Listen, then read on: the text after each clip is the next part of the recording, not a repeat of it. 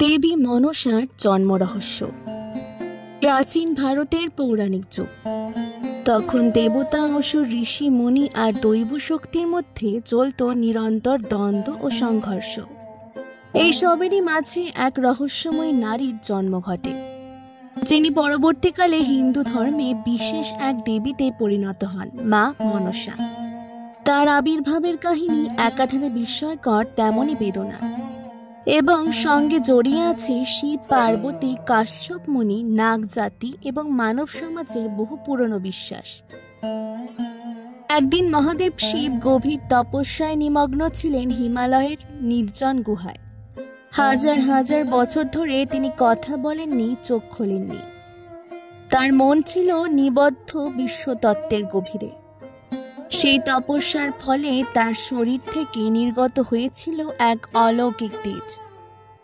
এই তেজ এতটাই তীব্র ছিল যে তা থেকে নির্গত হয় এক বিন্দু রক্ত, যা হিমালয়ের এক লুকোনো কুণ্ডে গিয়ে পড়ে। এই রক্তবিন্দুটি এক আশ্চর্য প্রতিক্রিয়ার মধ্য দিয়ে রূপান্তরিত হয় একটি শিশুতে। শিশুটির দেহে সাপের মতো আঁকাবাঁকা রেখা, চোখে ছিল ধোঁয়াটে দীপ্তি। তার চুল কুচকুচে কালো, কিন্তু দেহে ছিল স্নিগ্ধ উজ্জ্বলতা। এই অদ্ভুত শিশুটি দেখতে পেয়ে হিমালয়ের তপস্বীরা বিস্ময়ে স্তব্ধ হয়ে যান। তারা বুঝতে পারেন এই শিশু কোনো সাধারণ মানব সন্তান নয়। তারা শিশুটিকে নিয়ে যায় কাশ্যপ মুনির আশ্রমে। কাশ্যপ ছিলেন ঋষিদের মধ্যে প্রবীণ ও জ্ঞানী। তিনি বহু প্রকার জীবের স্রষ্টা হিসেবে পরিচিত ছিলেন। তারই ঔরসে জন্মেছিল নাগ ও গরুর। শিশুটিকে দেখে তিনি গভীর ধ্যানস্থ হয়ে পড়েন এবং বুঝতে পারেন এই কন্যাটি শিবের শক্তির অংশ। কিন্তু তার জন্মের মধ্যে আছে ক্রোধ, বেদনা ও বিস্ময়ের মিশ্রণ। কাশ্যপ মুনি তাকে স্নেহে গ্রহণ করেন ও নাম দেন মনসা। মনসা শব্দের অর্থ মন থেকে জন্ম নেওয়া। কাশ্যপ বিশ্বাস করতেন এই কন্যা তপস্যার ফল, অন্তরের ভাব থেকে উৎসারিত। কাশ্যপ মুনি তাকে নিজের কন্যার মতো লালন পালন করতে শুরু করেন। তিনি তাকে শিক্ষা দেন ঋগ্বেদ, সাম, যজুর এবং অথর্ববেদ। তিনি তন্ত্র, মন্ত্র, আয়ুর্বেদ, যোগ এবং বিশেষ করে সর্পবিদ্যার বিশাল জ্ঞান দান করেন। মনসা খুব অল্প সময়ে এই বিদ্যায় পারদর্শী হয়ে ওঠেন। তবে তার সহজ জীবন বেশি দিন স্থায়ী হয়নি। স্বর্গের দেবতারা যখন জানতে পারেন যে শিবের রক্ত থেকে এক রহস্যময় নারী জন্ম নিয়েছে এবং তিনি সর্পদের রানী হতে চলেছেন, তখন তাদের মধ্যে দেখা দেয় আতঙ্ক। বিশেষ করে ইন্দ্র ভয় পেয়ে যান যে এই নারী দেবতাদের ঊর্ধ্বে গিয়ে কোনো অসাম্য সৃষ্টি করবেন। পার্বতীও রুষ্ট হন। তার ধারণা ছিল শিবের অজান্তে যদি কেউ জন্ম নেয় তবে সে শিবের শক্তিকে ভাগ করে নিচ্ছে। এতে শিবের একনিষ্ঠা ও স্বামিত্বে বিঘ্ন ঘটবে। ফলে পার্বতী মনসাকে অবজ্ঞা করতে শুরু করেন। মনসা যখন কৈশোরে পা রাখেন তখন তার শরীরে এমন একটি আভা বিকিরিত হতো যা একদিকে ছিল ভয়ের, আবার একদিকে ছিল শান্তির। সর্বজাতি স্বয়ং তাকে স্বীকার করে নেয় তাদের রক্ষাকর্ত্রী হিসেবে।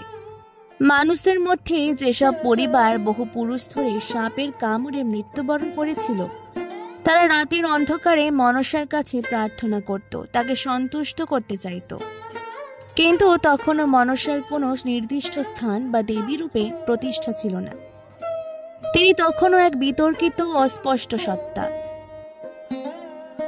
একবার একটি বিশেষ ঘটনা ঘটে যা মনসার ভাগ্যচক্র ঘুরিয়ে দেয়। জম্বুদ্বীপের এক প্রান্তে চাঁদ সাধক নামে এক ধনী ব্যবসায়ী ছিলেন, যিনি দেবদেবীদের প্রতি তীব্র ভক্তিশীল হলেও মনসাকে মান্যতা দিতে নারাজ ছিলেন। তিনি বলতেন মনসা কোনো বৈধ দেবী নন, তিনি তন্ত্রমন্ত্রে বিশ্বাসী, কৃপায় নয় ভয়ে পূজা দাবি করেন। এই অবজ্ঞায় মনসা রুষ্ট হন এবং চাঁদ সাধকের একের পর এক ছেলেকে বিষধর সাপে কামড়ায়। চাঁদ সাধক যখন একমাত্র পুত্র লক্ষিন্দরকে নিয়ে গঙ্গায় বিয়ে দিতে যাচ্ছিলেন, তখনও মনসাকে পূজা দেননি। ফলস্বরূপ রাতে বিষধর সাপে লক্ষিন্দর মারা যায়। তখন তার নববধূ বেহুলা স্বামীর মৃতদেহ নিয়ে 6 মাস ভেসে থাকেন গঙ্গায়। অবশেষে তিনি স্বর্গে পৌঁছে মনসার শরণাপন্ন হন। তার কান্না যন্ত্রণায় মনসা বিগলিত হন এবং তাকে প্রতিশ্রুতি দেন, যদি তার স্বীকৃতি দেওয়া হয় তবে তিনি লক্ষিন্দরকে পুনর্জীবন দান করবেন। বেহুলা চাঁদ সাধকের সামনে মনসার মাহাত্ম্য প্রমাণ করেন এবং বহু বিতর্ক, ত্যাগ ও যন্ত্রণার পরে চাঁদ সাধক বাধ্য হন মনসাকে দেবী হিসেবে পূজা করতে। এই পূজা ছিল তার আত্মসমর্পণ। সেই দিন থেকেই মনসা দেবী হিসেবে স্বীকৃতি পান। চাপ, বিষ, মৃত্যু এবং রোগ থেকে রক্ষা পাওয়ার জন্য তাকে পূজা করা শুরু হয়। গ্রাম বাংলার প্রত্যন্ত অঞ্চল থেকে নগরের কেন্দ্র পর্যন্ত মা মনসার পূজা ছড়িয়ে পড়ে। তিনি হয়ে ওঠেন গৃহদেবী, জনদেবী, তান্ত্রিক শক্তির রক্ষাকর্ত্রী। কিন্তু তার যাত্রা এখানেই থেমে যায়নি। মনসার পূজার ইতিহাস আসলে দুটি সংস্কৃতির সংঘাতের দলিল, আর্য ও অনার্য, পৌরাণিক ও লৌকিক। মনসার চরিত্রে যে তেজ, যন্ত্রণা এবং ক্ষমাশীলতা রয়েছে তা মূলত বাংলার মানুষের আস্থা ও বিশ্বাসের উপর ভিত্তি করেই তৈরি। মনসা দেবী সর্পের দেবী হলেও তিনি শুধুমাত্র সর্প নিধনের প্রতিষেধক নন, বরং মানবতার আত্মপ্রকাশ।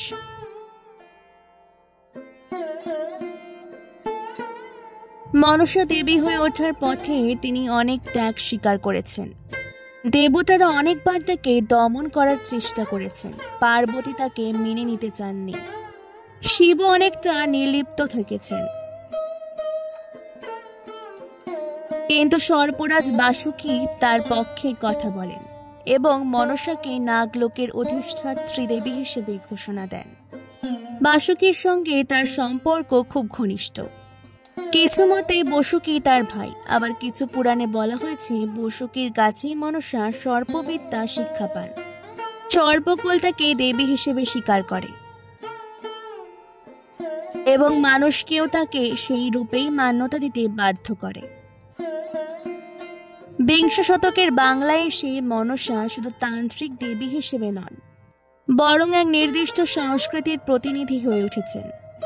বেহুলা, লক্ষিন্দরের গান, মনসামঙ্গল কাব্য, বিভিন্ন নাটক, পালা, যাত্রায় মনসার চরিত্র এসেছে। সাহসিনী, প্রতিশোধ পরায়ণা, কিন্তু চরম পথে ক্ষমাশীল এক দেবী হিসেবে। তিনি কখনো স্ত্রী ধর্ম রক্ষা করেন, কখনো আবার নারী জাগরণের প্রতীক হয়ে ওঠেন।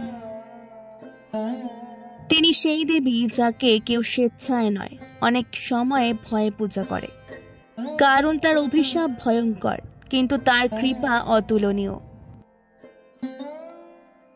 একটি সঠিক পূজা, একটি খাঁটি হৃদয়, একটি নির্মল প্রার্থনাই তার কৃপা লাভের চাবিকাঠি। তিনি প্রতিশোধের দেবী নন, তিনি আত্মসম্মানের প্রতীক। তার জন্ম যেমন রহস্যে মোড়া, তেমনি তার আরাধনা বহু রৈখিক।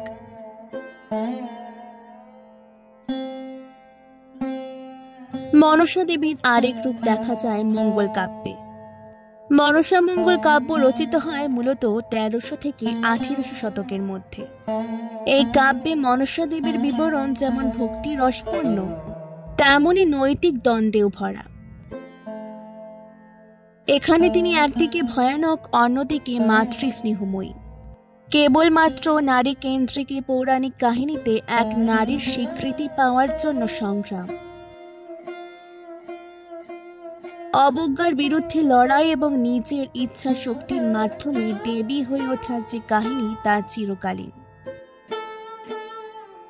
এখানে দেবী মনসা আমাদের শেখান শক্তি কখনো জন্মগত নয়, তা অর্জনের যন্ত্রণায়, দৃঢ়তার ধৈর্যে। আজও বাংলার প্রত্যন্ত অঞ্চলে বর্ষাকালে মনসা পূজার রীতি প্রচলিত আছে। কৃষক, মৎস্যজীবী, গৃহস্থ, এমনকি নাগরিক সমাজেও মা মনসার মন্ত্রধ্বনি শোনা যায়। তার কাহিনী শুধুই ধর্মীয় নয়, বরং সাংস্কৃতিক উত্তরাধিকারের অংশ। মনসা যাকে কেউ কল্পিত বলেন, কেউ পূজনীয়, তিনি আসলে বাঙালির বিশ্বাসের শিকড়ে গভীরভাবে গেঁথে থাকা এক দেবী, যার জন্ম রহস্যে মোড়া, কিন্তু যার ভালোবাসা সব বাধা পেরিয়ে বিস্তৃত। আপনাদের আজকের ভিডিওটি ভালো লাগলে অবশ্যই পুরাণ গল্পকথাকে সাবস্ক্রাইব করে দেবেন। এরকমই নতুন ভিডিওর জন্য অনেক অনেক ধন্যবাদ।